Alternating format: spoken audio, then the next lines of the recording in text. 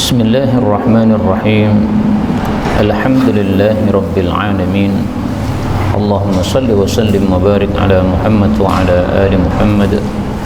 Allahumma anfa'na bima 'allamtana wa 'allimna ma yanfa'una wa zidna ilma wa barik lana fi ilmina warzuqna al-ikhlasa fil qawli wal 'amali kamila wa 'ilman nafi'an la yansa wa tawfiqan daima wa sihhatan wa yaqinan wa 'afiyah. Allahumma iftah lana kulla khair. Allahumma kfina bihalalika 'an haramik wa aghnina bifadlika 'amman siwak. Allahumma ansuril mujahidin warhamil mustad'afin wa dammir a'da'ad-din wa tmis 'ala amwalihim. Amin ya rabbal alamin. Alhamdulillah kaum muslimin rahimakumullah. Kita lanjutkan tafsir Quran sehari sehalaman dan kita sudah sampai pada halaman 348 surat Al-Mu'minun ayat 90 sampai 104 insyaallah taala.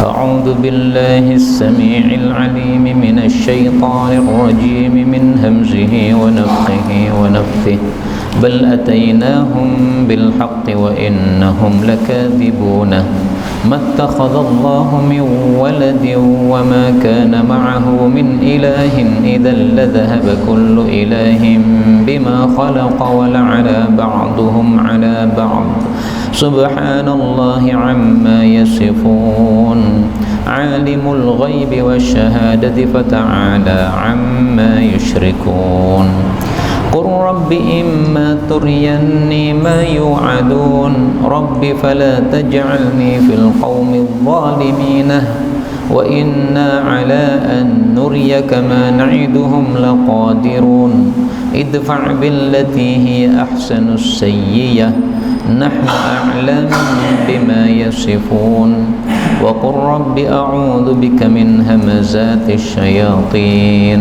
وأعوذ بك رب أن يحضروني حتى إذا جاء أحدهم الموت قال رب ارجعوني لعلي أعمل صالحا فيما تركت كلا إنها كلمة هو قائلها ومن ورائهم برزخ إلى يوم يبعثون فإذا نفخ في الصور فلا أنساب بينهم يومئذ ولا يتساءلون فمن ثقلت موازينه فأولئك هم المفلحون ومن خفت موازينه فأولئك الذين خسروا أنفسهم ومن خفت موازينه فأولئك الذين خسروا أنفسهم في جهنم خالدون تلفح وجوههم النار وهم فيها كالحون. Alhamdulillahi rabbil alamin. Allahumma arhamna bil Qur'ani amin. Kaum muslimin rahimakumullah, pada ayat-ayat yang kita baca ini ada beberapa kata yang bisa dibaca dengan dua bacaan. Yang pertama pada ayat 92 alimi boleh dibaca dhammah alimu. Kalau dibaca alimi itu karena sebelumnya juga kasrah subhanallahi, ini juga apa? Kasrah. Kemudian pada ayat yang ke-98 yahdurun boleh ditambah ya menjadi yahduruni. Demikian juga irji'un irji'uni. Ayat 100 la'alli ya-nya boleh di fathah la'alliya. Kemudian ayat 101 ba ketemu ba boleh idgham ansab bainahum. Kemudian pada ayat 103 fa wa man khaffat nun ketemu kha, ini biasanya kan izhar jelas, tapi Abu Ja'far membacanya dengan ikhfa. Wa man khaffat boleh seperti itu ya. Dan ini semua adalah qiraah mutawatirah yang sumbernya dari Rasulullah sallallahu alaihi wasallam. Adapun tafsir ringkasnya, Allah mengatakan pada surat Al-Mu'minun ayat 90 kepada orang-orang kafir, bal bahkan atainahum kami telah datang kepada mereka orang-orang kafir bil haqqi dengan kebenaran, wa innahum dan sungguh mereka orang-orang kafir itu lakadzibun mereka sungguh dusta. Ini menjawab tuduhan orang-orang kafir terhadap kebenaran yang dibawa oleh Nabi Muhammad sallallahu alaihi wasallam. Rasulullah membawa wahyu dari Allah, yaitu Al-Quran. Orang-orang kafir mengatakan ini sihir, ini Muhammad ini bawa sihir. Kenapa? Gara-gara orang ikuti ajaran Muhammad, maka orang ini kemudian menyingkiri bapaknya, menyingkiri ibunya, menyingkiri istrinya, seperti orang yang tersihir. Nah, maka Allah bantah, bukan sihir, bal atainahum bil haqqi, yang datang itu adalah kebenaran, bukan sihir. Jadi kenapa setelah ikut Nabi Muhammad kok dia menyingkiri bapaknya? Karena bapaknya tidak berada dalam kebenaran, bapaknya dalam kebatilan, anaknya sudah tahu kebenaran, otomatis menyingkir. Bapaknya menyembah berhala, ini anaknya tahu kalau menyembah berhala itu salah, sesat. Nah, dia menyingkir. Menyingkirnya karena tahu kebenaran, bukan karena tersihir. Maka Allah katakan innahum lakadzibun, mereka dusta. Dusta ketika ngomong apa? Ketika ngomong bahwa Quran itu sihir. Dan dusta juga ketika mengatakan bahwa Allah itu punya anak atau Allah itu punya sekutu. Makanya Allah jelaskan pada ayat berikutnya, ayat 91, mattakhadallah, Allah tidak mengambil min waladin anak, wa ma kana ma'ahu, dan tidak ada bersama Allah min ilahin Tuhan yang lain. Jadi Allah mengingkari perkataan mereka. Ini dua perkataan mereka. Satu, Allah punya anak. Dua, Allah punya sekutu atau ada Tuhan yang lain. Karena mereka mengatakan ada 7 Tuhan, 1 di langit, 6 di bumi, semuanya Tuhan kata mereka. Nah, kata Allah tidak ada. Adapun Allah punya anak, maka ini dijelaskan pada ayat yang lain bagaimana ucapan orang-orang kafir yang lebih terperinci dalam masalah ini, yaitu pada surat At-Taubah. Bisa dilihat pada surat At-Taubah ayat 30. Wa qalatil yahud, berkata orang-orang Yahudi, Uzair adalah anaknya Allah. Berkata orang-orang Nasrani, Isa al-Masih adalah anaknya Allah. Dua kelompok ya, Yahudi, Nasrani. Satu kelompok lagi yaitu orang-orang musyrik. Mereka mengatakan malaikat itu adalah putri-putri Allah. Lah kalau malaikat putri-putri Allah, siapa ibunya mereka? Mereka bilang sarwatul jin, tokoh-tokohnya jin. Nah, kurang ajar sekali mereka. Mengatakan bahwa Allah nikahi tokoh-tokoh jin, lahir malaikat. Ini kurang ajarnya double-double, Pak. Mengatakan Allah menikahi, kurang ajar sekali. Kemudian yang dinikahi adalah tokoh-tokoh jin, kurang ajar sekali. Kemudian jin melahirkan malaikat, kurang ajar sekali. Ini bohong semua, total bohong. Ini bohong bertubi-tubi mereka. Makanya Allah katakan lakadzibun, sungguh mereka dusta. Kemudian untuk membantah bahwasanya Tuhan itu cuma satu, mereka mengatakan Tuhan banyak. Untuk membantah itu Allah buktikan dalilnya. Apa dalilnya? Idzan, kalau begitu, maksudnya kalau Tuhan itu lebih dari satu, la dhahaba, sungguh akan pergi kullu ilahin, setiap Tuhan, bima khalaqa, dengan apa yang sudah dia ciptakan. Maksudnya masing-masing Tuhan ini akan merebut makhluknya yang sudah dia ciptakan. Alam semesta ini ya, kalau yang menciptakan adalah banyak Tuhan, maka nanti pasti Tuhan itu akan rebutan. Saya saja yang ngatur, jangan kamu. Ya, akhirnya gontok-gontokan antar Tuhan. Sebagaimana kondisi raja ada di dunia, di mana di satu tempat ada 2 raja, pasti gontok-gontokan. Pengen satunya menguasai terhadap yang lain. Itulah makna wala'ala, dan sungguh pasti akan mengalahkan ba'duhum, sebagian mereka, ala ba'din, kepada sebagian yang lain. Itu kalau betul ada banyak Tuhan. Tapi kan tidak benar kan? Makanya Allah katakan subhanallah, maha suci Allah, amma yasifun, dari apapun yang mereka sifatkan. Mereka sifatkan bahwa Allah punya anak, maha suci. Mereka sifatkan bahwasanya Allah punya sekutu, maha suci. Mereka sifatkan bahwasanya Allah punya istri, maha suci. Enggak benar semuanya. Kemudian ayat 92, alimul ghaib, Allah itu mengetahui perkara yang gaib, wasyahadah, dan perkara yang tampak. Fata'ala, maka maha tinggi Allah itu, amma yusyrikun, dari apapun yang mereka sekutukan. Jadi Allah itu gaib maupun tampak bagi Allah sama, Pak. Gaib dengan tampak bagi manusia beda, tapi bagi Allah nggak ada bedanya. Karena bagi Allah nggak ada yang susah.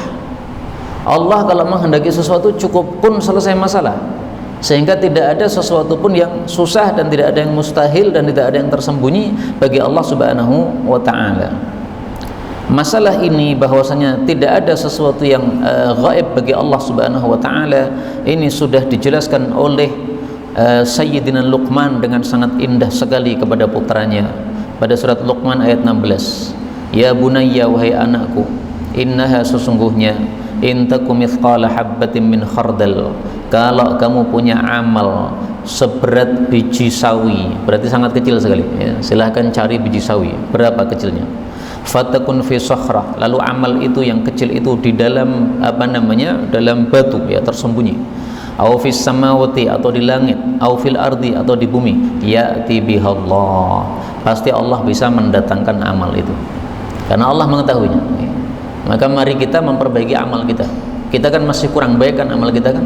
Nah, maka mari kita perbaiki amal kita, karena amal kita diketahui oleh Allah Subhanahu wa ta'ala dimanapun kita berada. Itulah makna alimil ghaibi wasyahadati. Makanya wajar Pak, kalau para ulama-ulama yang tingkatnya sudah tingkat tinggi, itu kalau mandi itu malu Pak. Malu kenapa? Karena ketika dia bugil itu merasa terlihat oleh Allah Subhanahu wa ta'ala, malu sama Allah. Sayyidina Abu Bakar konon kalau masuk kakus untuk buang hajat BAB, maka beliau itu ndodok sambil nutupi kepalanya gini. Kenapa? Malu sama Allah Subhanahu wa ta'ala. Kalau kita kan biasa aja tang, delok orang nek CCTV langsung aja lepas nih. Nah, tapi kalau Sayyidina Abu Bakar itu bukan merasa ada CCTV-nya, tapi merasa diawasi oleh Allah Subhanahu wa ta'ala. Itu yang tingkat tinggi karena sudah sering membaca ayat ini, alimul ghaibi wasyahadah, kemudian teresapi dalam hatinya. Nah, kita ini baru tahap membaca saja, memahami saja, tapi meresapi belum ya. Meresapi sebagaimana apa? Tingkatan para sahabat ini belum. 93 Allah katakan, qul, katakanlah, Rabbi, wahai Rabbku, imma, ada kalanya, turiyanni, betul-betul engkau tampakkan kepadaku, ma yu'adun, apa yang mereka dijanji, yaitu siksa untuk mereka. Rabbi, wahai Rabbku, fala taj'alni, maka janganlah engkau menjadikan saya fil qaumidz zalimin, di dalam kaum yang zalim tersebut. Ini dua ayat tapi sebenarnya satu kalimat Pak. Karena kalau kita penggal qur rabbi imma turiyanni ma yu'adun, ini belum bisa dipaham. Wahai Allah, kalau engkau tunjukkan kepadaku siksamu, terus ngopo? Belum bisa dipaham kan? Nah, kalau engkau tunjukkan kepadaku siksamu kepada mereka, maka janganlah engkau jadikan saya termasuk orang-orang yang zalim. Maka ini dua ayat tapi satu kalimat. Karena itu tolong diperhatikan. Dalam masalah kita sholat, setelah Al-Fatihah tidak harus membaca semua surat, boleh membaca sebagian surat atau satu ayat dengan syarat mufhimah, ayatnya sudah bisa dipaham. Maka kalau kita setelah Al-Fatihah membaca satu ayat tapi ayatnya nggak bisa dipaham, nggak boleh.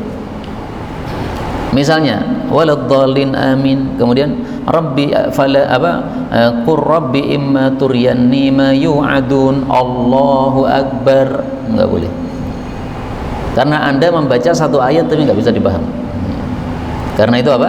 Harus dilanjutkan ayat berikutnya, rabbi fala taj'alni fil qaumidz zalimin. Maksud ayat ini adalah, ya Allah, Engkau itu maha mampu menurunkan siksa kepada orang-orang kafir. Maka tolong kalau engkau betul-betul turunkan siksa kepada mereka dan saya masih hidup, saya melihat siksa itu, tolong saya tidak termasuk terkena siksa itu. Ini menunjukkan apa?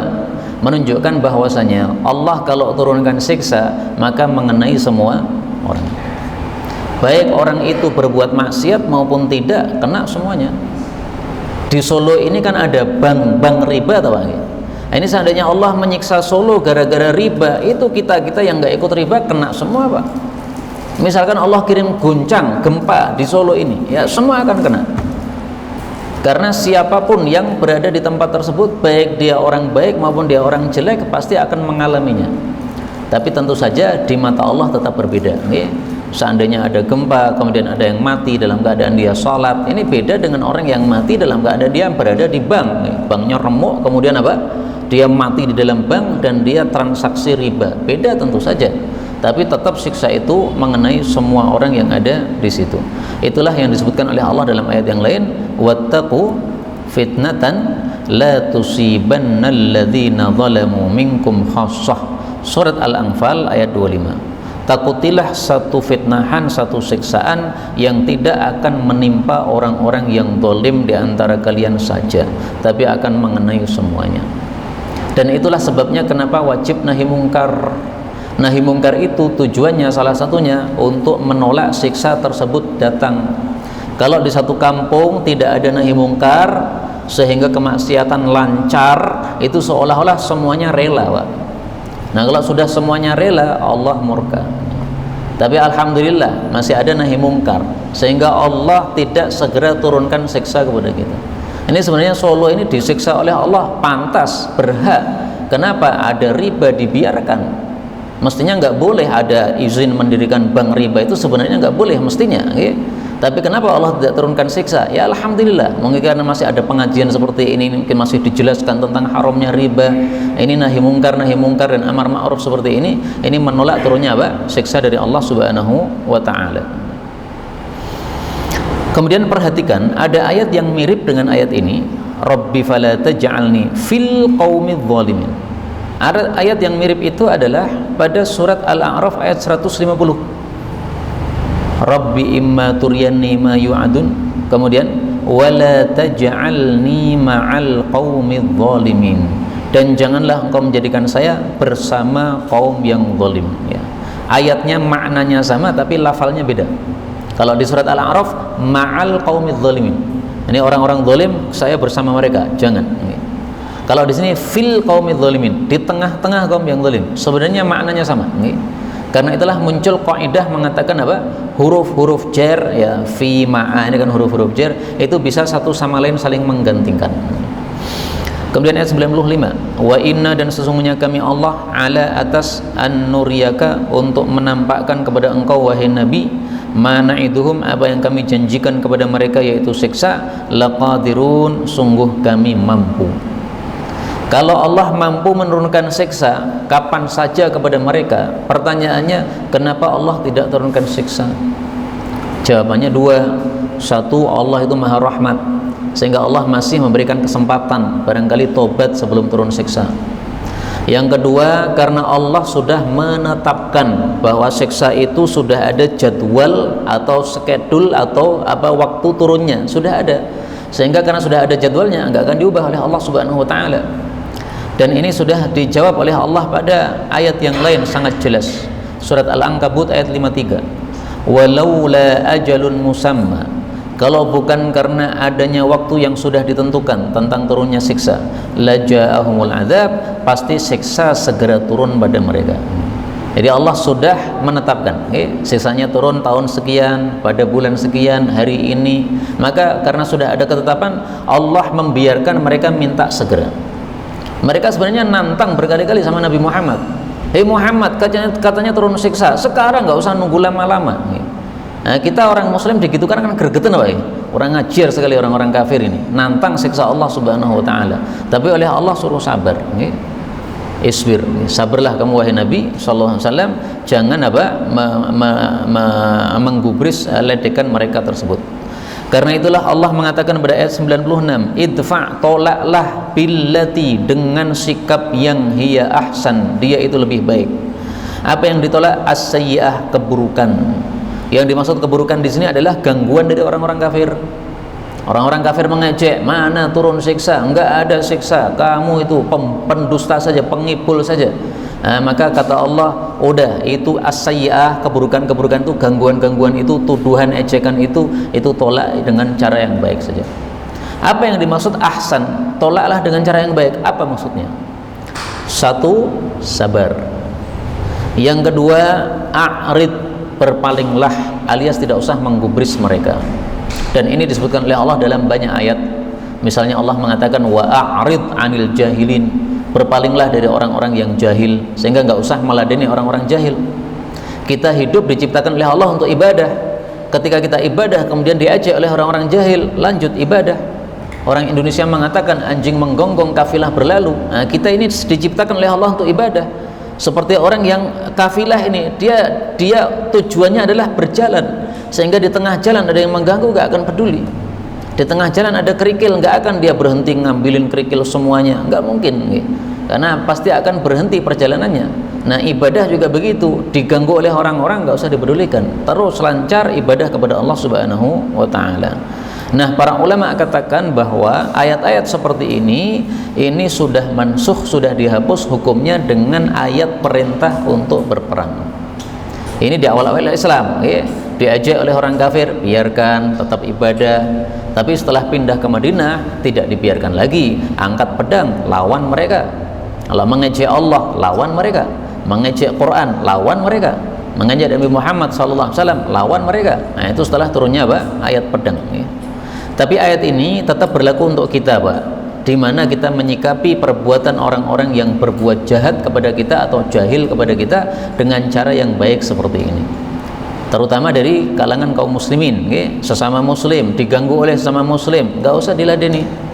Karena muslim dengan muslim kalau bertengkar itu pasti sumbernya dari setan. Nah, kalau ada orang muslim menjahili kita, kita membalas, akhirnya saling berbuat madarat, setannya senang karena berhasil terhadap dua-duanya. Tapi kalau kita tidak membalas, maka setannya senang hanya satu sisi saja, senang sama orang yang bisa mengganggu kita tadi, tapi sama kita nggak senang karena nggak berhasil untuk diganggu. Nah, maka mari jangan membantu setan untuk senang, tapi hendaklah kita tolak kehendak setan tersebut. Pada ayat yang lain yang serupa Allah mengatakan, yaitu pada surat Fussilat ayat 34, idfa' billati hiya ahsan, tolaklah keburukan dengan yang lebih baik. Fa idzal ladzi bainaka wa bainahu adawah, maka tiba-tiba orang yang memberikan permusuhan dengan engkau, ka'annahu waliyyun hamim, menjadi teman yang sangat dekat. Karena al-insan abdul ihsan, manusia itu akan takluk kalau kita berbuat baik padanya. Teman saya pernah, Pak, naik mobil, kemudian ada bapak-bapak mungkin kurang hati-hati, akhirnya dia ngeremnya mendadak, maka keserempet oleh mobil teman saya tadi. Wah, langsung dia buka helmnya, marah-marah. Dibukalah kaca mobil teman saya tadi, langsung dihitungi det 1 second. Langsung marahnya lenyap, Pak. Langsung guyu, oh terima kasih, hati-hati Pak. Jadi mau marah itu kayak 1 second langsung hilang marahnya, Pak. Itulah al-insan abdul ihsan. Nah, maka orang berbuat jahat, kasih duit, hilang jahatnya. Nah, siap nggak kalau ada orang mengganggu kita kayak duit, menuduh kita 1.000, ngenyek 200.000, apa enak men nih. Nah, itu diperintahkan oleh Allah, idfa' billati hiya ahsanus sayyi'ah. Kalau kita begitu, yang musuhi kita malah jadi dekat sama kita. Kemudian Allah katakan, nahnu a'lam, kami lebih tahu, bima yasifun, dengan apa yang mereka sebutkan. Qul, katakanlah, wa qul, dan katakanlah, Rabbi, wahai Rabbku, a'udzubika, aku berlindung kepada engkau, min hamazati, dari gangguan-gangguan, asyayatin, setan-setan, wa a'udzubika, dan aku berlindung kepada engkau, Rabbi, wahai Rabbku, ayyahdurun, bahwasanya mereka hadir kepada saya. Ini menunjukkan bahwa setan itu tidak akan diam dari mengganggu manusia, sehingga Rasulullah pun disuruh untuk berlindung dari gangguan setan.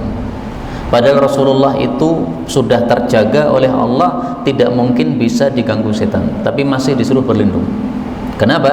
Untuk contoh bagi umatnya. Kita ini umat-umat Nabi ini enggak terjaga oleh Allah Subhanahu wa ta'ala, maka mari kita berlindung kepada Allah dari gangguan setan. Nah, untuk ini, doa ini ada satu hadis yang berkaitan dengannya, yaitu diriwayatkan oleh Imam Muslim, bahwasanya Rasul Shallallahu Alaihi Wasallam bersabda, sesungguhnya setan itu menghadiri setiap kalian dalam semua kondisinya, sampai dia menghadiri ketika kita makan. Maka kalau ada satu makanan yang jatuh, hendaklah disingkirkan kotorannya, lalu hendaklah dimakan. Kemudian jangan dibiarkan untuk dimakan setan. Jadi setan nggak pernah membiarkan kita diam, Pak. Kita makan, setannya datang, pakai tangan kiri saja. Nah, makan tangan kiri, setan senang. Minum tangan kiri, setan senang. Makan tidak baca bismillah, itu karena gangguan setan. Kemudian makanan jatuh dibiarkan saja, nggak diambil, setannya senang. Nah, maka supaya tidak terganggu oleh setan, kita harus berlindung kepada Allah Subhanahu wa taala. Kemudian juga ada hadis yang sahih. Nah, ini mungkin termasuk hadis yang jarang diamalkan. Kadang-kadang kita pas tidur tiba-tiba kaget atau tindin, fazia. Kalau seseorang kaget ketika tidur, hendaklah dia mengucapkan a'udzu bikalimatillahi tammati min ghadabihi wa iqabihi wa syarri ibadihi wa min hamazati syayatini wa ayyahdurun. Aku berlindung kepada kalimat Allah yang sempurna dari satu, murkanya Allah, dua, siksanya Allah, tiga, keburukan hamba-hambanya Allah. Setelah itu ditambah doa dalam ayat tadi, yaitu dari gangguan-gangguan setan dan dari dihadiri oleh setan. Jadi kalau panjenengan pas tidur enak-enak kok kaget ya karena mimpi yang mengerikan atau sebagainya, itu sumbernya dari setan. Nah, supaya setan tidak datang gimana? Baca ayat ini. Bagaimana kalau nggak hafal ayatnya hadisnya tadi? Nah, udah pakai ayat ini juga cukup. Rabbi a'udzubika min hamazati syayatin wa a'udzubika rabbi ayyahdurun. 99. Hatta sehingga idza jaa, apabila telah datang, ahadahum, salah satu dari mereka, al-mautu, kematian, qala, maka dia mengatakan, Rabbi, wahai Rabbku, irji'uni, kembalikan saya. Kembalikan kemana? Ke dunia. Jadi orang yang mati karena sudah melihat hakikat yang disingkapkan oleh Allah, saat itu dia pengen balik ke dunia. Ini kalau orang kafir Pak, kalau orang muslim enggak. Karena ini Allah bicara tentang orang-orang kafir. Orang kafir kalau sudah mati melihat siksa yang datang, yang dibawa oleh para malaikat itu, maka mereka langsung mengatakan irji'un, tolong saya kembalikan ke dunia lagi, hidup lagi. Untuk apa? Ayat 100, la'alli, barangkali saya, a'malu, saya beramal, salihan, yang baik, fima taraktu, pada apa yang sudah saya tinggalkan, yaitu saya sia-siakan, yaitu saya tidak mengucapkan la ilaha illallah. Itulah makna taraktu, saya meninggalkan, yaitu saya tidak mengucapkan la ilaha illallah. Maka ini orang kafir Pak. Kalau orang beriman mati tidak pengen untuk balik ke dunia, tidak. Hanya saja orang beriman mati, seandainya dia diberi kesempatan untuk hidup, maka dia pasti gunakan untuk sholat dan dia tidak akan cari dunia. Sebagaimana sabda Nabi SAW, beliau mengatakan, waktu itu para sahabat melewati satu kuburan, lalu Rasulullah mengatakan, 2 rakaat yang ringan yang kalian remehkan karena ringan dan hanya sholat sunnah, yaziduhuma hadza fi amalih, kalau orang mati yang ada dalam kuburan ini bisa menambahkan dalam amalnya, itu lebih dia sukai daripada menguasai seluruh dunia ini. Hadis riwayat Ibnu Mubarak sahih. Maka orang beriman kalau sudah mati tidak minta dikembalikan ke dunia, tapi seandainya dikembalikan hidup ke dunia, dia pasti lebih pilih beramal ibadah daripada cari duit, karena sudah ngerti hakikat yang ada di kuburan, di alam kubur. Allah katakan kalla, sekali-kali tidak, maksudnya tidak mungkin kembali. Wong sudah ke akhirat kok balik ke dunia, nggak bisa. Innaha, sesungguhnya dia itu, kalimatun, adalah ucapan, huwa qailuha, yang dia hanya mengucapkannya. Hanya mengucapkan maksudnya tidak akan bisa mendapatkan. Dia mengatakan ya Allah kembalikan saya, apakah dikembalikan? Nggak akan dikembalikan. Maka hanya bisa mengucapkan, nggak mendapatkan. Wa min waraihim, dan di belakang mereka, wara di sini maksudnya adalah di depan mereka ya. Wa min waraihim, dan di depan mereka, barzakhun, ada alam barzakh, ila yaumi yub'atsun, sampai hari mereka akan dibangkitkan oleh Allah Subhanahu wa taala. Yang dimaksud alam barzakh itu adalah alam pemisah. Maka manusia mengalami 3 alam. Alam dunia, ini yang pertama. Alam akhirat, ini yang terakhir. Nah, di antara dunia dan akhirat ini ada alam barzakh, pemisah. Alam barzakh nama lainnya adalah alam kubur. Bedanya apa alam kubur dengan alam barzakh? Alam kubur itu sebagian dari alam barzakh. Karena alam barzakh itu definisinya menurut para ulama adalah minal mauti ilal ba'thi, Dari sejak seseorang mati sampai dia hidup kembali, itu alam barzakh. Jadi pas kita mati, sebelum kita masuk kuburan, itu sudah mengalami alam apa? Barzakh. Nah, kalau sudah dimandikan kemudian dikuburkan, baru kita mengalami alam kubur. Nanti sampai dibangkitkan lagi, nah itu masih namanya alam barzakh. Maka alam kubur sebagian dari alam barzakh. Inilah makna alam barzakh. Kemudian kata-kata wara'a dalam bahasa Arab sering diartikan di belakang, tapi kadang-kadang diartikan di depan, termasuk di sini. Mereka sudah menyelesaikan alam dunia. Nah, di depan mereka ada alam barzakh. Maka kalau di sini diartikan di belakang, nggak cocok. Di belakang itu berarti sudah lewat. Padahal ini alam barzakhnya akan datang. 101. Faida maka apabila nufikha telah ditiup fisuri di dalam sangkakala, fala ansaba maka sudah tidak ada nasab-nasab, tidak ada hubungan-hubungan bainahum di antara mereka yauma idzin pada hari itu, wala yatasaalun dan tidaklah mereka saling bertanya. Yang dimaksud ditiup ini adalah ditiup oleh malaikat Israfil pada tiupan yang pertama ketika terjadi kehancuran alam semesta. Saat itulah manusia lari terbirit-birit menyelamatkan diri sendiri, tidak ingat lagi sama siapapun juga. Ketemu sama ibunya nggak akan peduli, ketemu sama anaknya bayi barusan lahir akan ditinggalkan. La ansaba, sudah tidak ada nasab-nasab lagi, sudah tidak ada hubungan-hubungan lagi. Dan ini disabdakan oleh Nabi SAW dalam hadis yang sahih. Rasul mengatakan kullu sababin wa nasabin, setiap hubungan dan nasab munqati'un yaumal qiyamah, putus pada hari kiamat, illa sababi wa nasabi, kecuali hubungan dengan saya dan nasab dengan saya. Makanya Sayyidina Umar itu melamar putrinya Sayyidina Ali. Bayangkan Pak ya, Umar itu sahabat Nabi tua, Ali itu sahabat Nabi muda. Ali punya anak perempuan, anak perempuannya ini dilamar oleh Sayyidina Umar. Kan usianya kan cocok blas nih. Ini pada wae mbah ngelamar cucu nih. Karena Ali itu levelnya di bawah Sayyidina Umar seperti anaknya. Sementara Ali punya anak berarti seperti cucunya Sayyidina Umar. Nah, maka ketika dilamar ini putrinya Ali bin Abi Thalib, Ali menjawab, dia masih kecil ya, panjenengan sudah mbah-mbah. Maka Umar mengatakan, saya tahu dia masih kecil, tapi saya mengharapkan terhadap putrimu ini sesuatu yang tidak diharapkan oleh orang-orang. Apa yang dimaksud? Yang dimaksud sabda Nabi ini, illa sababi wa nasabi. Maka hadis ini diriwayatkan oleh Sayyidina Umar, dan Sayyidina Umar pun mengamalkannya, yaitu pengen ada hubungan nasab dengan Rasulullah sallallahu alaihi wasallam, yaitu pengen jadi anak mantunya Nabi Muhammad sallallahu alaihi wasallam. Ali kan mantunya Nabi kan. Nah, kemudian Ali punya anak perempuan. Nah, berarti kalau dinikahi dinikahi Umar, Umar nih cucu mantunya Rasulullah sallallahu alaihi wasallam. Kemudian wala yatasaalun, tidak saling bertanya. Meskipun berjumpa, enggak akan bertanya. Ya firrul mar'u min akhi, seseorang lari meninggalkan saudaranya, meninggalkan bapaknya, ibunya. Disebutkan pada surat yang lain, Allah mengatakan pada surat Al-Ma'arij ayat 10, wala yas'alu hamimun hamima. Seorang kekasih tidak akan bertanya kepada kekasihnya. Yubassarunahum, padahal melihat tapi nggak akan bertanya.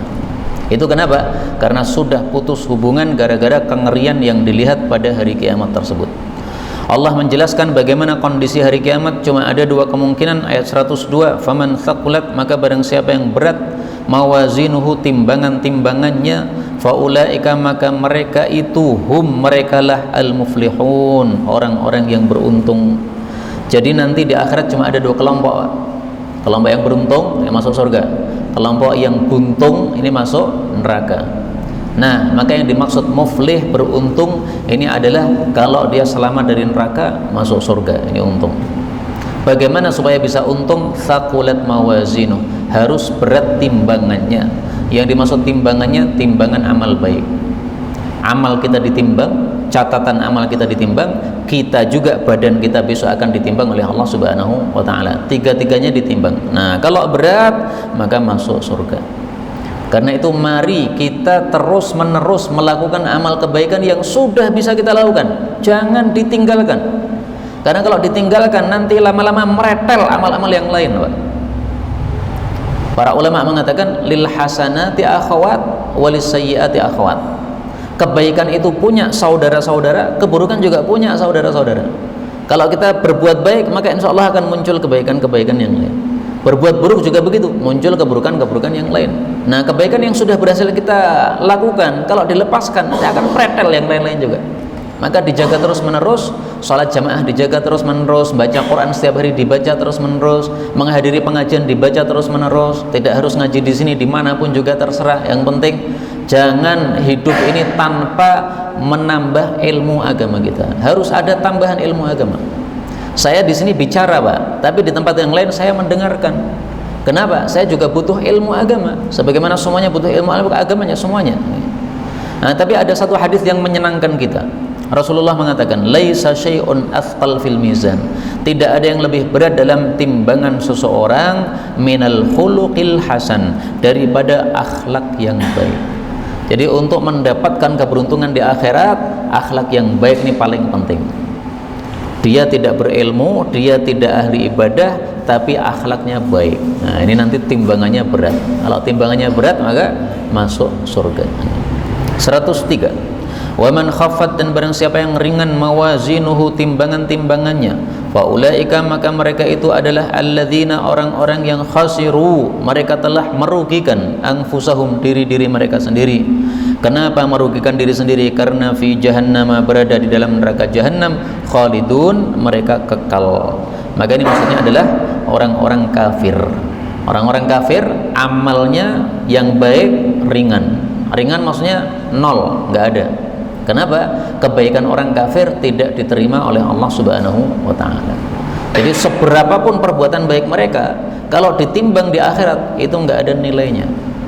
Sebagaimana disebutkan dalam surat Al-Kahfi, fala nuqimu lahum yaumal qiyamati wazna. Untuk orang-orang kafir, kami tidak menegakkan bagi mereka pada hari kiamat nanti akan timbangan. Maksudnya nggak ada beratnya sama sekali orang kafir. Ringan betul-betul, nggak ada amalnya yang baik sama sekali, yang dinilai hanya amal-amal yang buruknya saja. Na'udzubillahi min syarri dzalik. Kaum muslimin rahimani wa rahimakumullah, dari mana tahu bahwasanya kata-kata muflihun, beruntung, itu maksudnya masuk surga? Dari mana taunya? Kok kamu nafsirkan tetapi kok tidak pakai dalil? Nah, tafsirnya dari mana sumbernya itu? Selain dari penjelasan para ulama tafsir, ternyata kita temukan juga dalilnya dalam sabda Nabi Sallallahu Alaihi Wasallam. Mari perhatikan, Pak. Ternyata surga itu bisa bicara. Apa kata surga? Khalaqallahu jannata adn. Allah ciptakan surga yang kekal. Wa gharasa asjaraha biyadih. Allah tancapkan pohon-pohonnya dengan tangannya Allah Subhanahu wa taala. Faqala laha, lalu Allah bilang kepada surga, takallami, silahkan kamu bicara wahai surgaku. Apakah surga bisa bicara? Faqalat, surga mengatakan, qad aflahal mu'minun, sungguh beruntung orang-orang beriman. Berarti yang dimaksud beruntung itu apa? Masuk surga. Inilah dalilnya bahwa yang dimaksud aflaha, beruntung, muflihun, beruntung, itu adalah masuk surga. Adapun kalau dapat untung dari jual beli, itu untung kecil, fata morgana saja, itu dunia itu nggak dibahas oleh Allah. Allah ini membahas sesuatu yang hakiki, yang abadi, yaitu akhirat. Tapi saya jujur ya, ini hadisnya riwayat Imam Hakim. Kata Imam Hakim derajatnya sahih, tetapi kata Syekh Albani derajatnya dhaif, sehingga diperselisihkan derajatnya oleh para ulama rahimahumullahu ta'ala. Tapi isinya benar. Ayat terakhir pada pertemuan kali ini, Allah katakan talfahu, membakar, wujuhahum, wajah-wajah mereka, annaru, neraka, wahum, dan mereka itu fiha, di dalam neraka, kalihun, mereka bersengut. Bersengut itu apa, Pak? Bermuka masam nih. Jadi saking susahnya mereka, maka susahnya itu tampak pada wajah. Makanya pada ayat yang lain Allah katakan besok di akhirat wajah itu ada yang putih, ada yang hitam. Hitam maksudnya karena saking susahnya, tampak pada wajahnya. Putih maksudnya saking gembiranya, tampak pada wajahnya. Dan makna ini kita temukan dalam banyak ayat, banyak sekali ayatnya. Contohnya, ta'rifu fi wujuhihim nadratan na'im. Engkau mengetahui pada wajah mereka orang-orang yang beriman akan kesenangan karena dapat kenikmatan yang banyak di dalam surga. Jadi nikmatnya di surga tapi muncul di wajah. Minum di dalam surga kita lihat, maka kenikmatan minuman itu muncul pada wajah kita, senang. Kemudian juga istri terlihat di dalam surga sangat cantik jelita, muncul pada wajah, senang. Ayat yang lain Allah Subhanahu wa taala mengatakan, wujuhu yawma idzin nadhirah, wajah-wajah pada hari itu berseri-seri, ila rabbiha nadhirah, kepada pemeliharanya wajah itu memandang. Wa wujuhu yawma idzin basirah, dan wajah-wajah pada hari itu bersengut, tadhunnu ayyuf'ala biha faqirah, karena yakin pasti akan diperlakukan kepadanya sesuatu yang meremukkan tulang punggungnya. Jadi yang satu melihat Allah sehingga senang sekali. Dan ini kata-kata ila rabbiha nadhirah, melihat kepada Allah, ini sekaligus menunjukkan tidak ada nikmat di surga yang lebih menyenangkan daripada melihat Allah. Makanya setelah Allah membicarakan tentang wajah yang berseri-seri, Allah sebutkan sebabnya yang paling dahsyat membuat wajah berseri-seri, yaitu apa? Melihat Allah Subhanahu wa taala. Mudah-mudahan semua kita, wajah kita nanti di akhirat menjadi putih-putih dan cemerlang-cemerlang dan bergembira-bergembira, amin ya rabbal alamin. Dan mudah-mudahan semua kita diselamatkan dari neraka sehingga masuk surga tanpa hisab, tanpa azab, amin ya rabbal alamin. Walhamdulillahi rabbil alamin. Benarnya dari Allah, kalaupun ada salahnya fa astaghfirullahal azim li wa lakum, walhamdulillahi rabbil alamin.